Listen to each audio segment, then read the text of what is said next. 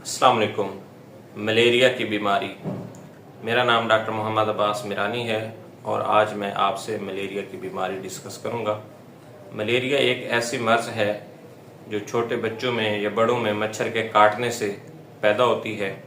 ये डायरेक्टली मच्छर के काटने से नहीं होती, बल्कि मच्छर के काटने से जो मच्छर का ब्लड है वो इंसानी जिस्म में जाता है और उस ब्लड के अंदर जरासीम होते हैं जिनको हम प्लाज्मोडियम का नाम देते हैं। उसकी वजह से ये बीमारी पैदा होती है। इसकी जो ज़्यादातर अलामात हैं वो तेज़ बुखार का होना है और सर्दी के साथ बुखार का होना है। इसके अलावा इसकी दीगर अलामात भी हैं जिसमें हेडेक वगैरह है और बुखार के बाद मरीज़ को सख्त किस्म का पसीना आना है, कपकपी तारी होना है। तो इसके अलावा जो है मरीज़ को अगर वो सेरेब्रल मलेरिया है तो उसको बेहोशी वगैरह भी हो सकती है और इसी तरह जिगर के मसाइल जिसमें जॉन्डिस वगैरह या जरकान है वो भी हो सकता है और उसको जो पेशाब है वो एक ख़ास किस्म के रंग का वो भी आता है। तो ये इसकी चंद अलामात हैं जो कि मरीज़ डिसाइड नहीं कर सकता कि आया ये अलामात मलेरिया से जुड़ी हैं, बल्कि इसका फ़ैसला जो है आपके फिजिशियन ने या पीडियाट्रिशियन ने करना है कि आपको वाकई मलेरिया बुखार है या नहीं है।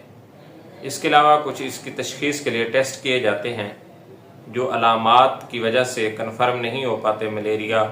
तो उसको हम टेस्टों के ज़रिए तशख़ीस करते हैं।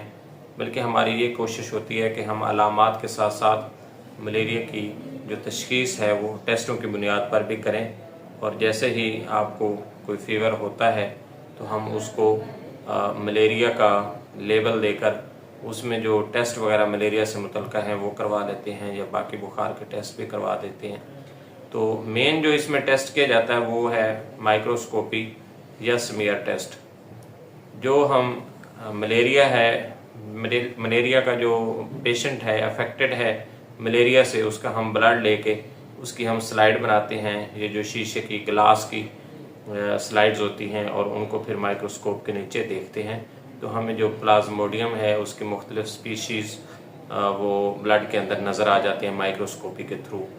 तो हम डिक्लेयर कर देते हैं कि इस पेशेंट को मलेरिया है। इसी तरह एक और आजकल रैपिड डायग्नोस्टिक टेस्ट है जो हम डिवाइस वगैरह लगाते हैं, उस पर हम ब्लड उसके ड्रॉप्स डालते हैं तो वो डिटेक्ट कर देता है कि उसके अंदर मलेरिया शामिल है या नहीं है। तो ये इसके टेस्ट हैं। तो इसके बाद जो है हमने मलेरिया के हवाले से जो ट्रीटमेंट है वो मोस्टली फिजिशियन का स्कोप है, बल्कि डायग्नोसिस भी उसी का स्कोप है, लेकिन हम अवेयरनेस के थ्रू हम थोड़ा सा अपने जूनियर्स को, अपने कोलीग्स को और जो हमारे पेशेंट्स हैं उनको इन्फॉर्म करना चाह रहे हैं कि वो मलेरिया के मुतल्लिक अवेयर्ड हों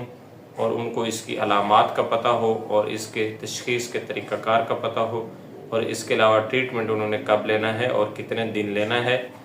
और कब उसको ट्रीटमेंट को एंड करना है। तो ट्रीटमेंट के लिए मुख्तलिफ ऑप्शंस अवेलेबल हैं। हमारा जो इलाका है वो मलेरिया के लिए एंडेमिक है, मतलब हर वक्त यहाँ पे मलेरिया के जो जरासीम हैं वो मौजूद रहते हैं और ये आबादी के अंदर मोस्टली लोगों को मलेरिया का बुखार जो है वो साल हर साल जो है वो चलता रहता है। तो हमारी जो ऑब्जर्वेशन है वो ये है कि चूँकि हमारे इलाके में क्वैक्स ज़्यादा हैं, अताई ज़्यादा हैं,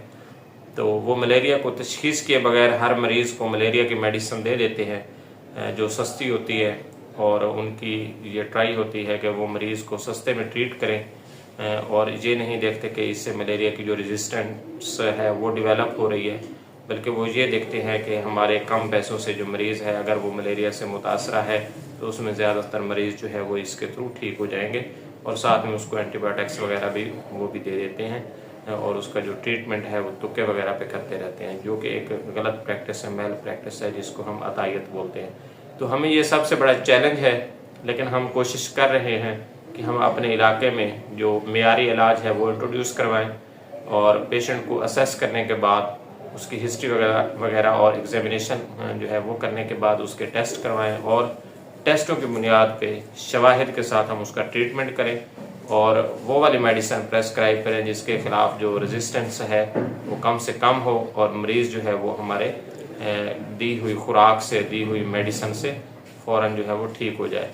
तो ये जो क्लिप है वो मलेरिया के ट्रीटमेंट, उसके डायग्नोसिस और उसकी जो अलामात हैं उससे मुतल्लिक है, लेकिन मैं आपको चंद बातें जो हैं वो टिप्स बताना चाह रहा हूँ कि हमारे इलाके में चूँकि ओपन माहौल है और यहाँ पे पानी वगैरह जो स्टैगनेंट वाटर है मुख्तलिफ जोहड़ों की शक्ल में, छपड़ों की शक्ल में मौजूद होता है और ज़रई इलाका है जिसमें जो चावल की फसल वो काश्त की जाती है, गंदम वगैरह की, तो उसमें पानी खड़ा रहता है, तो मच्छर की अफजाइश बहुत ज़्यादा है। तो हमारी गुजारिश होगी कि आप मच्छर की अफजाइश को कम से कम करें और उसके लिए जो ब्रीडिंग साइट्स हैं, जो उसकी नशोनुमा की साइट्स हैं, उनको आप देखें। उन पे आप कोई केमिकल छिड़कना चाहते हैं या पानी का रिजर्वायर जो है वो ख़त्म करना चाहते हैं तो वो करें, ताकि मच्छर वहाँ पे ज़्यादातर फले फूले ना और हमारे बच्चों को और हमें इफ़ेक्ट ना करें।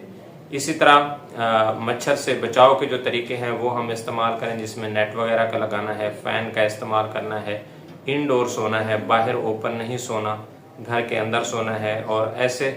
दरवाजे खिड़कियां वगैरह हमारी बनी हो जिसमें जाली वगैरह लगी हो या फिर वो वैसे बंद हो ताकि बाहर से मच्छर उसके अंदर दाखिल ना हो। इसके अलावा बच्चों को लोशन वगैरह भी लगवाए जा सकते हैं और उन्हें फुल स्लीव कपड़े जो है वो पहनाने चाहिए। और इसके अलावा जो कॉइल्स वगैरह का इस्तेमाल है, मच्छरदानियों का इस्तेमाल है और इसके अलावा डिवाइसेस वगैरह जो इलेक्ट्रिक हैं उनका इस्तेमाल है वो हमें करना चाहिए। साथ में मच्छर मार जो स्प्रे है रूम्स में वो करने चाहिए। तो आप कोई भी जो तरीका है वो एक्सरसाइज कर सकते हैं, लेकिन आप कोशिश करें कि जो सस्ता और मौसर तरीका हो वो अपनाएं ताकि मच्छर की जो अफजाइश है वो भी ना हो और साथ में जो मच्छर है वो काटे भी ना और उसके बाद जो है फिर मलेरिया के जो अलामात हैं वो आप नोट करें और उसके बाद उसका चेकअप कराएं।